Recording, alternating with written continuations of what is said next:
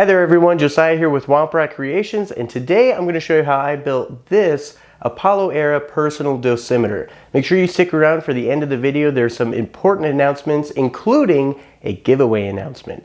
Now on to the build.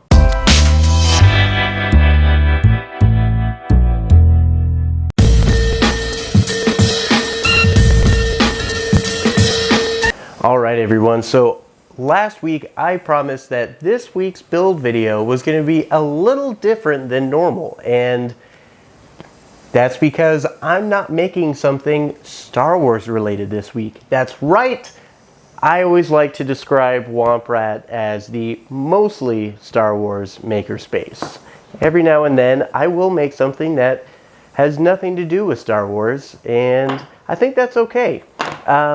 This week I am making a personal dosimeter from the Apollo era. So this is a piece of like NASA memorabilia. A dosimeter is a small device that they would wear in a little like cargo pocket on their leg that would tell them how much radiation that they have been exposed to while they're in space. Because this is going to be a pretty simple build, it's essentially just a small box with a couple details on it. I'm going to go for a little bit higher amount of detail than I normally do. I'm going to be a little more exact in my recreation than I normally am with things. But this is going to be like a double feature, because to do this I had to buy a new piece of equipment. Well, I didn't have to. I did buy a new piece of equipment, a new tool for the shop, and I need to give that a home. But before we can get to that, I need to address part of the dosimeter anyways. So the dosimeter is pretty small. It's 2 2¼ inches wide by 3 inches long by 3/4 inches thick. And I don't have any I wanted to use MDF because it has the essentially the same consistency of wood throughout. It doesn't require much more attention to the middle than the front, like plywood would, where you might have to deal with gaps between the layers and stuff like that. I didn't want to deal with that, but I didn't have any 3/4 thick MDF. I had 1/4 inch thick MDF. So I cut out 3 pieces, and together they will equal 3/4. Because I am going for a higher amount of fidelity on this, I turned to the CNC machine. And the reason for that, because I could cut out a rectangle on the table saw and it would be pretty fine. But the front of the dosimeter has a small little window that has it will house like a little number screen that tells you how much radiation you've been exposed to. So because I wanted this to be pretty exact, I just designed it in Fusion 360 and put it on the CNC table. That way I could not mess up this little window. Now, the way that I'm going to attach all these, I don't want to put a bunch of pins in these because I don't want to have to deal with covering those up on the outside. So I'm just going to use some wood glue and some, what are they called? I'm looking right at it. Clamps. That's what I'm trying to think of. Some wood glue and some clamps. So, have my wood glue right here. I need a brush. I'm all out of acid brushes, but that's okay. This 1-inch chip brush will do fine. And I need 2 clamps. And I could probably get away with 1 on a project this small, but I don't want to risk these not completely binding together. So this section will be pretty easy. Just putting down some wood glue. By the way, you might have seen me do this a couple times when getting out a new chip brush. Chip brushes are wonderful because they suck. They are super cheap and do not give a very good finish for like painting and stuff like that. But what makes them wonderful is that they are so cheap. They make great disposable brushes for stuff like wood glue. Normally I'll use an acid brush because I just want a little more glue on that, because they're a little smaller. I like reserving the chip brushes for bigger projects, but these will work in a pinch.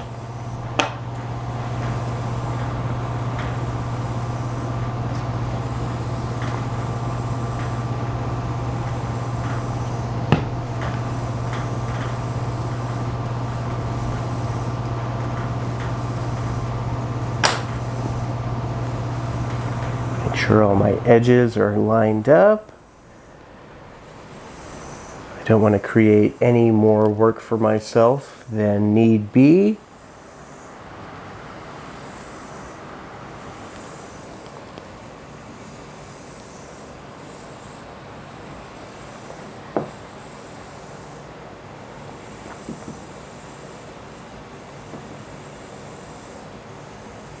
Okay, that looks pretty good. Now, just need to clamp them together nice and tight so that everything gets bonded together really nicely.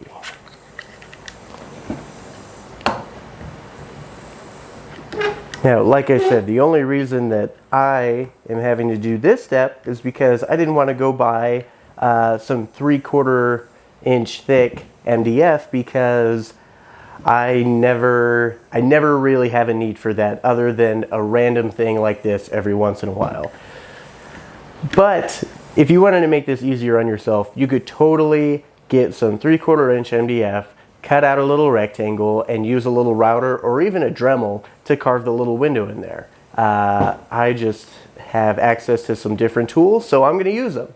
But while this is drying, I can move on to the other feature in this video, and that is, well, the reason that I decided to go and buy this other tool is because this isn't going to stay a complete normal rectangle. The bottom edge is curved in on both the front and back on the dosimeter, and that is because they keep it in a pocket, and this pocket is designed to exactly fit the dosimeter. That's really the only thing that will fit in there. And because it's so exact, if the bottom edge was squared off, it'd be a pain to get in the pocket. So they rounded off the bottom edges on the front and the back, like I said, so that it's easy to slip in and out of that pocket. I'm going to replicate that, and the easiest way for me to do that was to go pick up this monster. This is a disc/belt sander, and I don't have the belt on there right now, but that's okay. I'm not going to be using it for this build. I'm going to be using that disc sander. This gives me a better way to easily control the amount that I'm taking off. I did a test with my palm sander before, and it was a little uncontrollable. I wasn't able to get keep a good connect across the whole dosimeter. I was hitting corners more than the middle, and it wasn't working out well. So I went ahead and got this. But like every new tool in my shop, it needs a home. And that means I need to make a stand for this. And because I don't really have a great storage solution for my sanding equipment right now anyways, I'm going to make this a sanding cart. So this is going to sit on the top, and then it'll have a couple shelves in the middle for me to put sandpaper, sanding sticks, files, all kinds of stuff that sand. So, first order of business, I need to find a piece of wood that'll fit this.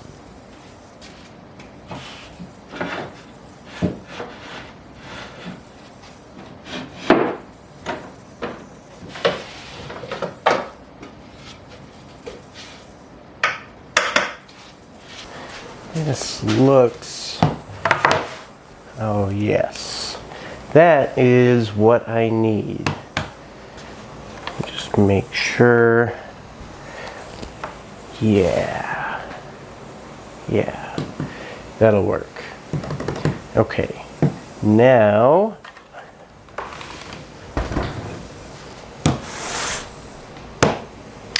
I need to plan this out.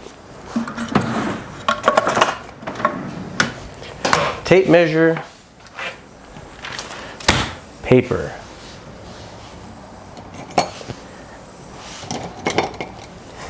pen. Yeah, that'll be good. So this is 18 by 11.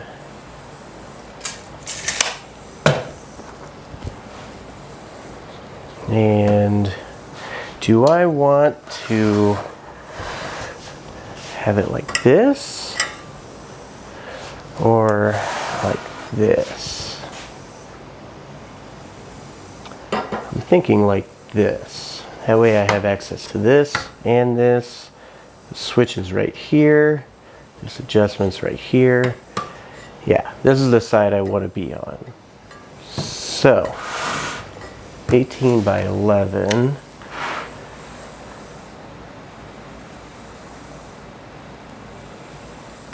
Which means I need, we'll do 3 this size, so I need 2 more at 18 by 11, and this can be facing that way. Well,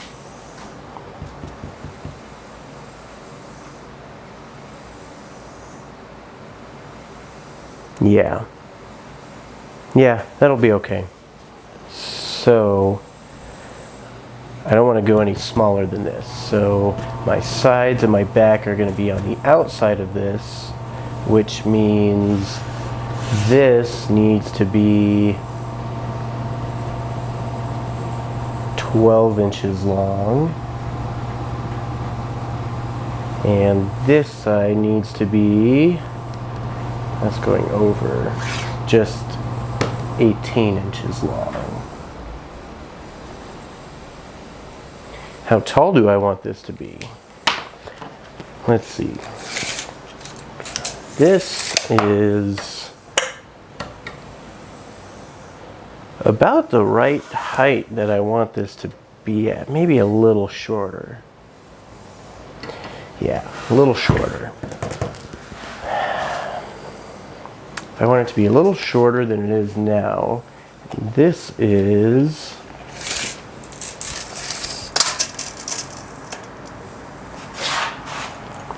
about 40 and a half. Let's just say 36, 3 feet. But it's going to be on casters because everything in the shop should be on casters. I need to decide what casters I'm going to use so that I can compensate for the height. Well, these are the only casters I have, so they'll have to work. But each one of these can hold 100 pounds, so way more than I'm going to be putting on this cart. Let's see how tall these are. About 3 inches. 3 inches tall. So overall, that'll be 33 inches tall. So 33, 2, 3, well, I need 1 of these and 2 of these. You know what? I'm actually going to switch this around because I want to be able to work on the move this stuff around so you guys can see. All right, I want to be able to work on the sander from here, so I have access to this, access to this. The on-off switch is on this side, It just makes sense to me to be this way. But shelves can be the devil in workshops because when stuff is in the back of them and it's not easy to see them, you forget you have it. And if you forget you have it, you might as well not have it. You can't use it if it's not readily available for you to grab. So having a shelf with an opening this big and being that far back doesn't make sense. So I'm gonna have the shelf open much wider and be more shallow. That way I have a much less likelihood of anything getting lost in the back of the shelf. So I need to switch those two. So 12 by 33 gets 2, and 18 by 33 gets 1. Yeah, let's get to the table saw.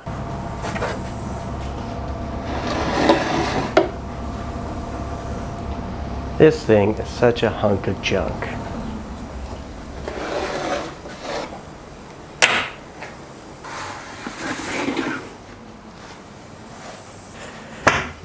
I obviously need a bigger shop, but my table saw setup falls victim to the same thing that any horizontal surface in a shop falls victim to, and that is any horizontal surface in a shop will accumulate stuff, and it does not take long.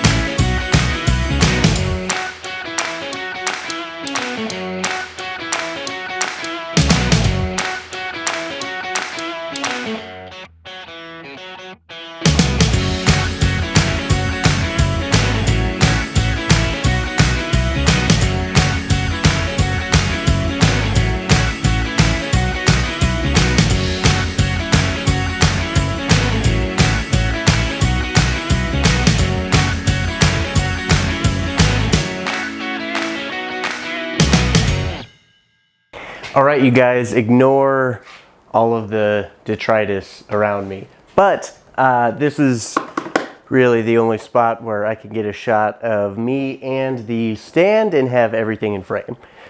So you're gonna deal with the mess. But I'm actually getting ready to move here very soon. So I'm not putting a ton of effort into solving all of these issues yet. They will be addressed soon, don't worry. But the cart is done, and this is a pretty bare bones cart, but it functions the way it's supposed to. I have it on casters like I do just about everything in the shop because it just makes my life so much easier.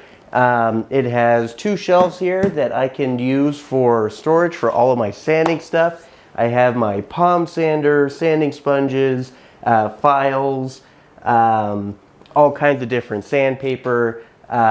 This now houses all of my sanding materials and tools. But this also functions really well for the stand for my disc/belt sander. This is just the right height that I want this at. Yeah, it's not the prettiest cart I've ever made, but it works.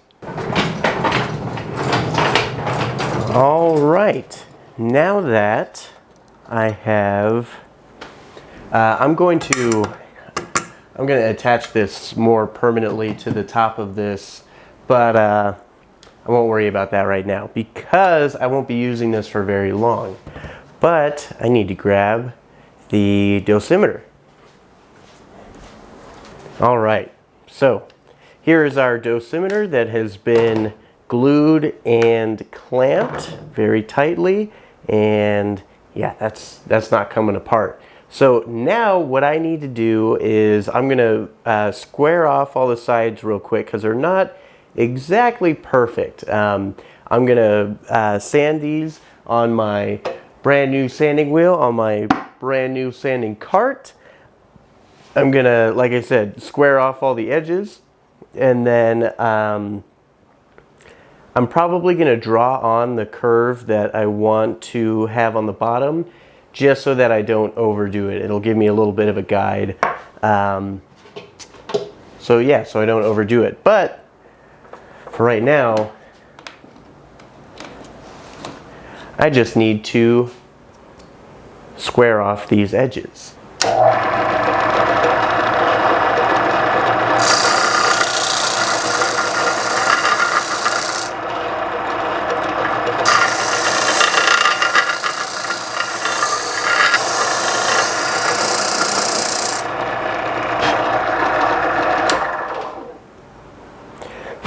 All right, as you can see, this makes pretty quick work of this, and this is set at a 90-degree angle to the sanding disc. I'm sure I'm all kinds of dusty. Yeah, this is set at a 90-degree angle to the wheel, so that all of these are very nice 90-degree edges now. Now what I need to do is, that's right, I need to mark my curve. There we go. I need to mark my curve so that I know exactly where I want my my curve to be. And so that I can try to get it relatively equal on both sides.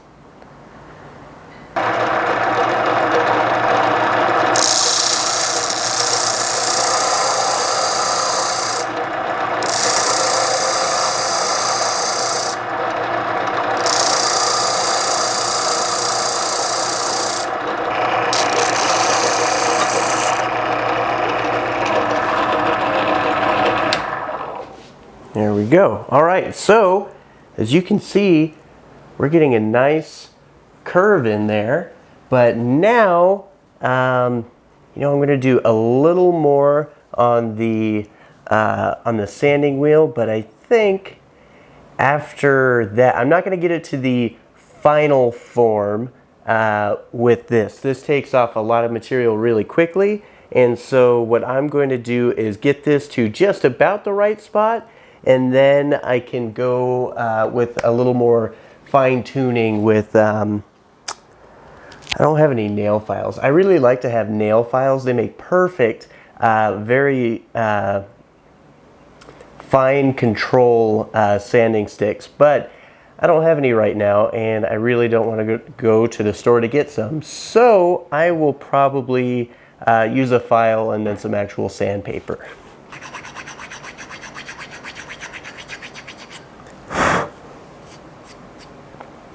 You know how I keep saying that I hate sanding? Well, this is one of the few kinds of sanding that I actually really enjoy. This is the most meditative thing that I do on a daily basis here in the shop. Well, I wouldn't say daily basis. I don't get to do this kind of sanding all the time, but when I do, I actually cherish this because this is so slow and methodical, and you can get completely absorbed into what you're doing. Each pass takes off just a little bit. You look at it and you decide what little bit you want to take off. And I'm not pressing hard, just enough to take a little off with each pass. You can really fine-tune a shape in sanding this way. Like I said, normally I go for nail files, but these needle file things that I have, they work okay. But this I could do this all day. I'm going to show you this. Let me see if you can see it. Yeah, you can see it.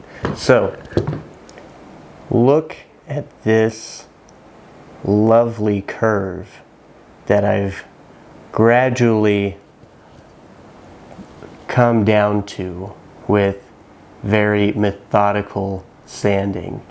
This I love. This is a beautiful, beautiful piece. I did it again. I did something off camera. Wasn't anything you haven't seen me do before. All I did was give this 2 coats of sanding sealer, and that's it. So I promise you didn't miss really anything. But this is the last bit of actual build work that I need to do before we get on to aesthetics, and that is the top section right here. The dosimeters have 4 very tiny screws in the 4 corners of the top, and then they have oh man, why can't I think of it? A battery cover. They have a battery pack inside, and there's a circular cap on the top that has a slot in it so that you can use a coin to turn it open. So for that, I have this small flat top wood button that I use my Dremel to carve a small line through the middle so that you could stick a coin in there and use it to turn it open. But I also have, oh, these are so tiny. You probably won't be able to see these with this angle. I'm probably going to have to get, oh yeah, you're not going to be able to see that. Well, I will cut to a closer up picture of these, but I have these 4 very, very tiny screws that I salvaged from my my macro binocular build. These were screws that were in the camera that held in some of its components, and I decided to hold on to them with some of the other greeblies that I found in there, and I am glad I did because they work perfectly for this, which is why I would probably, some might consider me a hoarder with greeblies and things like that, but they always come in handy eventually. The stuff that hasn't come in handy yet, it just hasn't yet. I'm sure it will someday. So I am going to drill the holes for these screws, and then the big one for the battery cap. And you know what?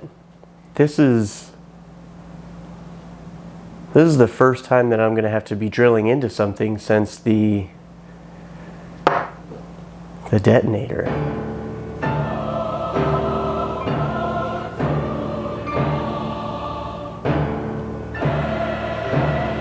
No, it'll be okay.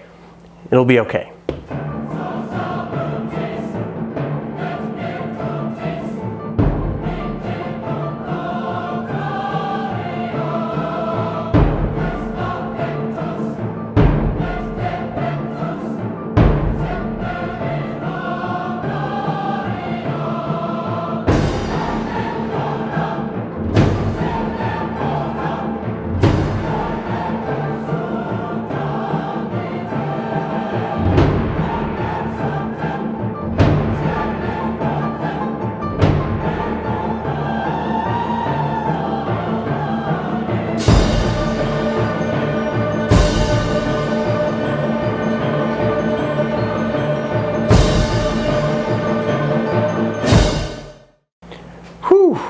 Man, I am glad that drilling went well because that actually did give me some anxiety. I did not want another fiasco of drilling into something and completely ruining it. And the only reason I'm saying that out loud is because that's all the drilling that I have to do on this. So I can't jinx that on this.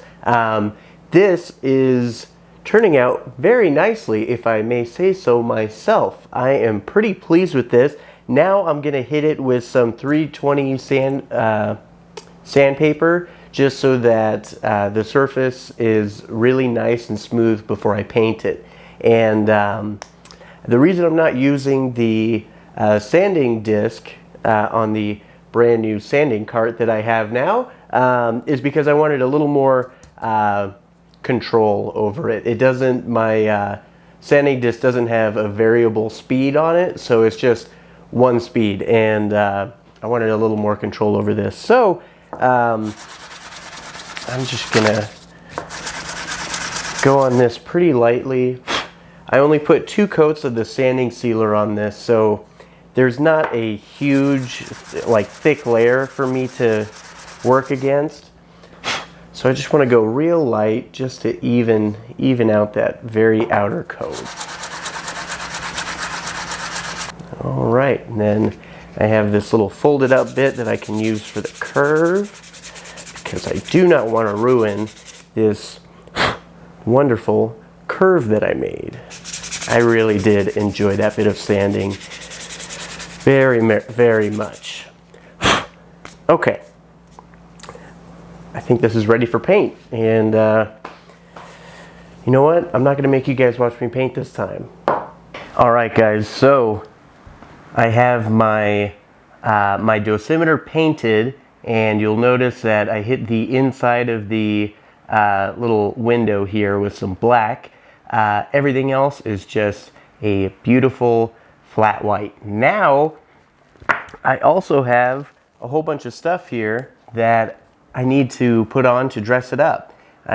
These were all cut out on my vinyl cutter, and these are really what's going to bring it all together and make it a personal radiation dosimeter.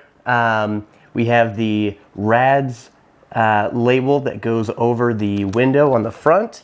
We have some numbers that are going to go inside the window, this being the amount of radiation.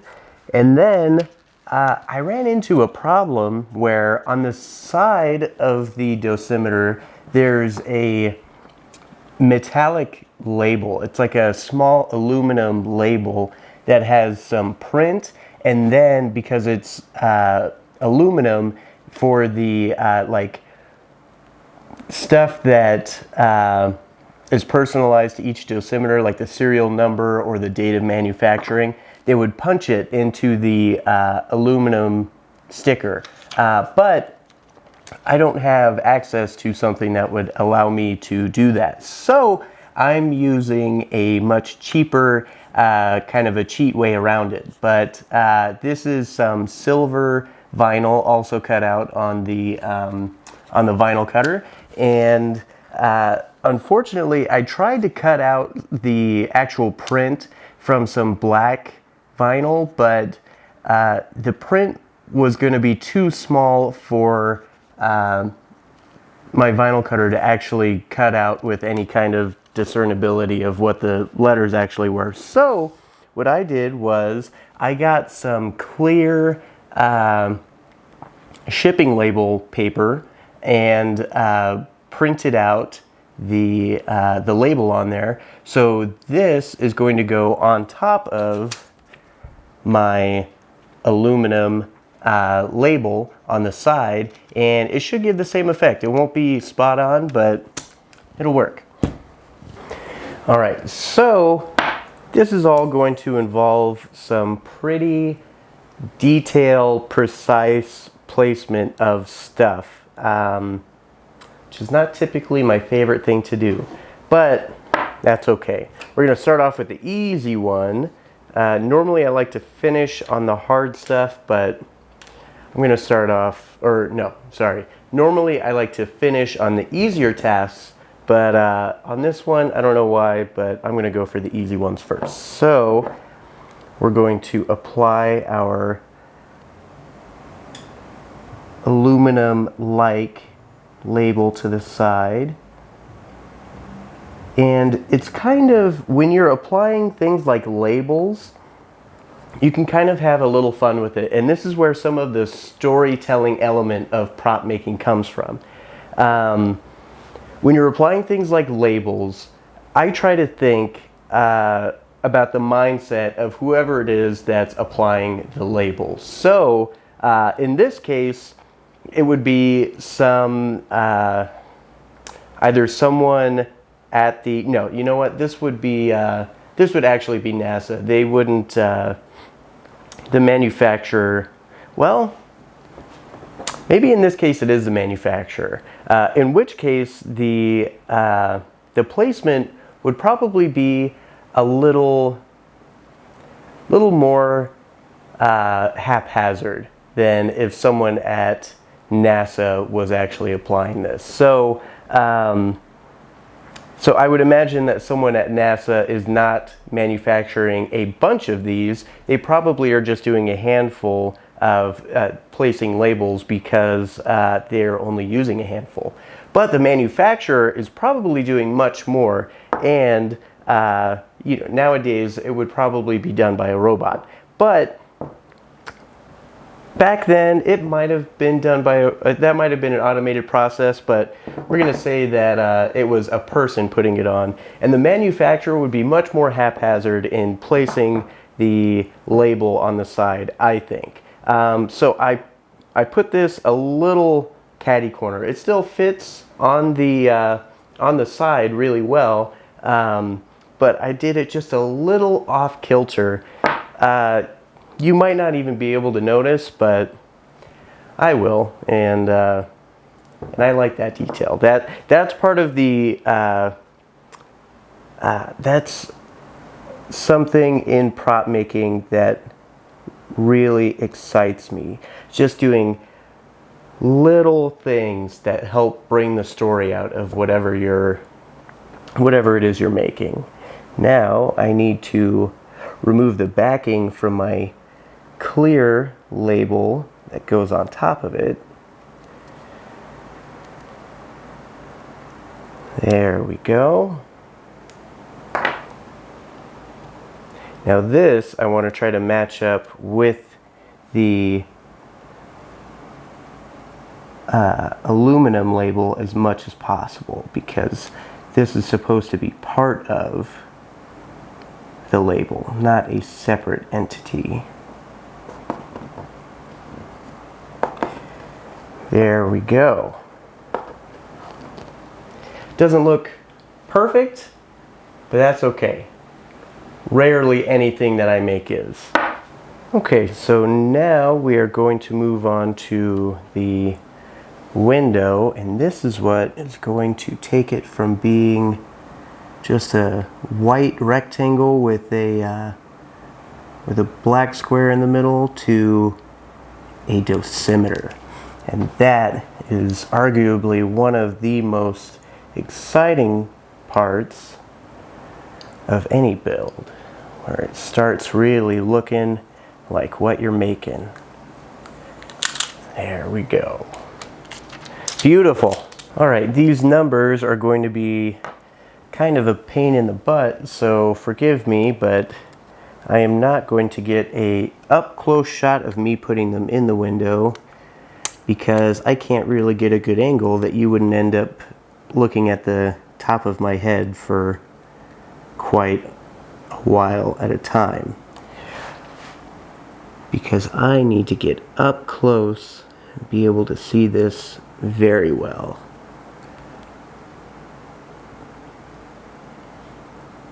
Alright, first number down.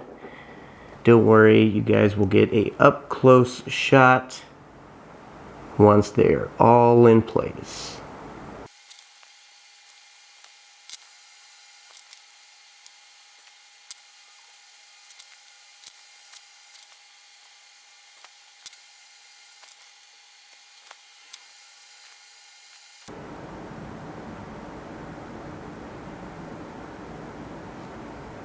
Alright guys, this is coming together so nicely. I am really happy with this. It's a pretty simple object, but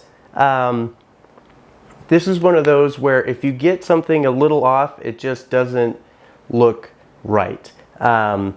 So this could be the ending point, but the personal radiation dosimeters from the Apollo era have a not only this little window, but a little piece of acrylic that covers the window and protects the internals. So I am also going to put a little acrylic piece there, a little acrylic window over the numbers. For that, I have this clicker counter.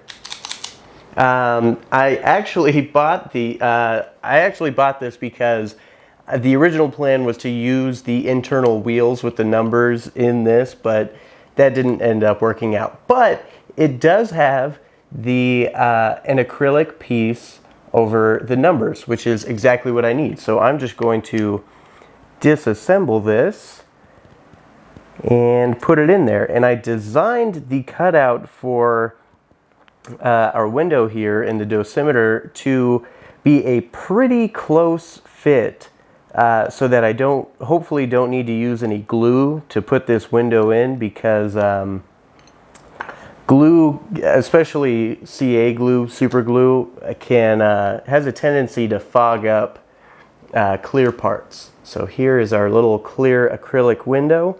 And so I designed it with a pretty tight tolerance so that hopefully it's just a pressure fit and I don't need to put any glue in there. But if I need to, it won't be the end of the world. I can use some sparingly on the edges and it hopefully won't affect it too much.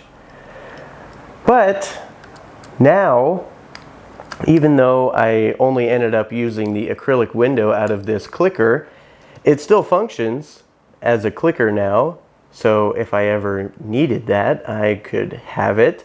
But this is full of all other kinds of cool greeblies for other stuff that I might use. Springs, little levers and stuff. I'm definitely holding on to this. But I don't need it for right now. Now I just need the little window, and oh yeah, that's a tight fit, which is exactly what I want. The question is if it's too tight, because if I regularly make one mistake, it is making my tolerances too tight in builds. You saw that in the radar case build, and that can be a problem. I have a tendency to do that. Even though I know that I do that, I still make the same mistake. But it looks like this is actually going to be the perfect amount of resistance to where it'll hold it in without requiring glue, but it's not so much that it's not too tight to where I can't get it in there. I just need to make sure it's relatively flush all the way around. And I think for that, what can I use? It's a little more substantial.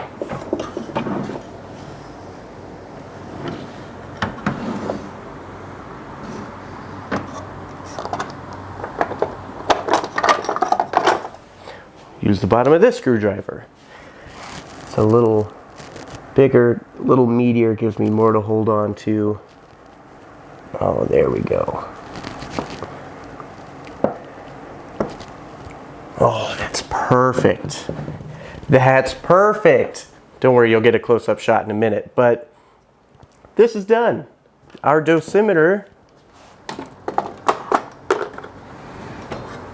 is completed, and this looks awesome. Like I said, I'll get some B-roll shots here in a minute, but this is completed. I'm not going to weather this at all because NASA tends to take pretty good care of their stuff.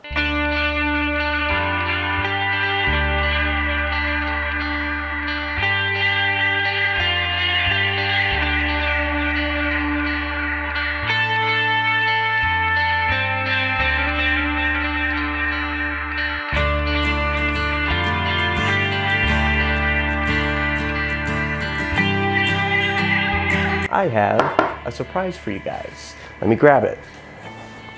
So, I was hiding something from you. I made 4. I made 4 of these. I pulled a sneaky one on you. I made 4 personal dosimeters, all with their very own serial number, their very own unique serial number on their labels. Now, the reason for that is, like I said, I wanted to make one of these for a birthday present for my dad.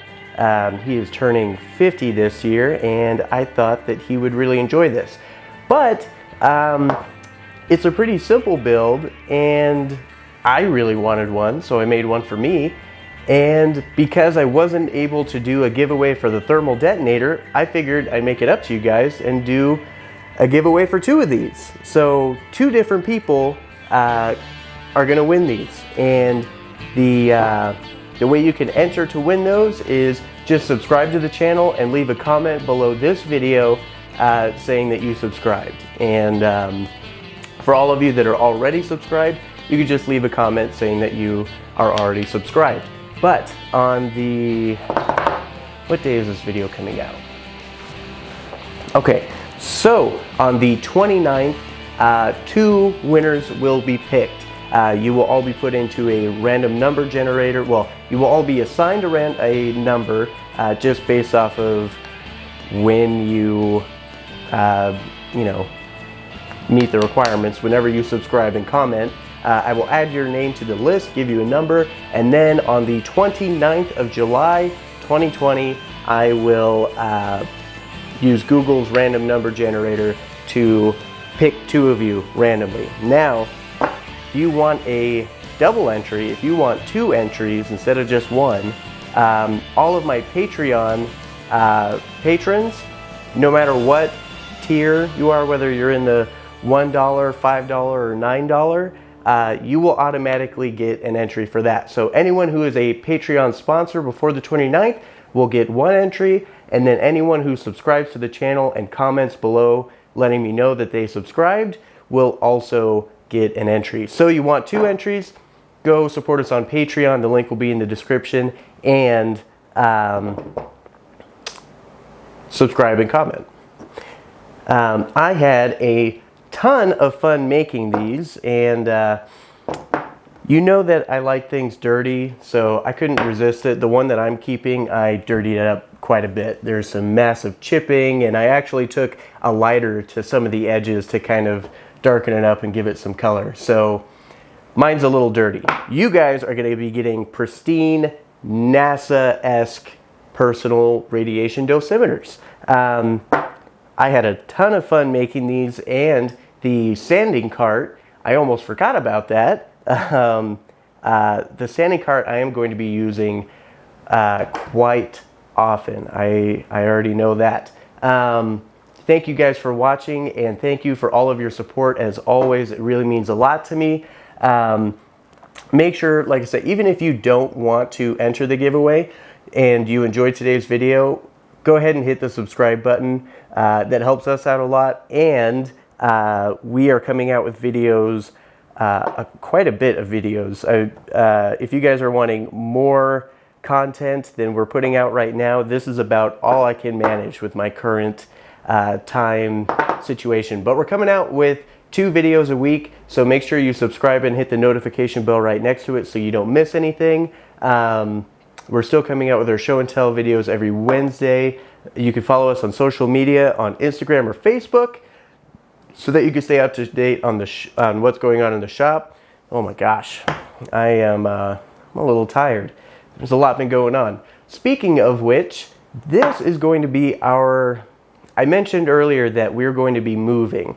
It's not a bigger shop necessarily, it's just a different house, different garage. So because of that, I'm not going to be able to film there's not going to be a build video until that shop is up and running. It will be up and running very quickly, but that doesn't mean you guys are going without content. I am going to be filming a couple of videos before we move. That way you guys are still getting something every week. We're still going to have the show and tell videos every Wednesday. And then for Fridays, instead of build videos, I'm going to be doing a different type of video just for maybe 2 or 3 weeks while we're getting everything moved over and getting the new shop set up. So make sure you guys stay tuned for that. If you guys have any questions that you would like answered in those videos, or a topic that you'd like addressed in those videos, let me know in the comments. Because I know what one of them is going to be, but as far as the other 2 or so, I don't really have a plan for it yet. So let me know what you guys want to see. Like I said, I don't really have the resources or time for another build video until that next shop is set up. But I cannot wait to hear what you guys want to hear about. Like I said, make sure you enter the giveaway if you want to. Check us out on Patreon. The link will be in the description. And thank you guys so much for all of your support. Till next time, I'll see you guys later.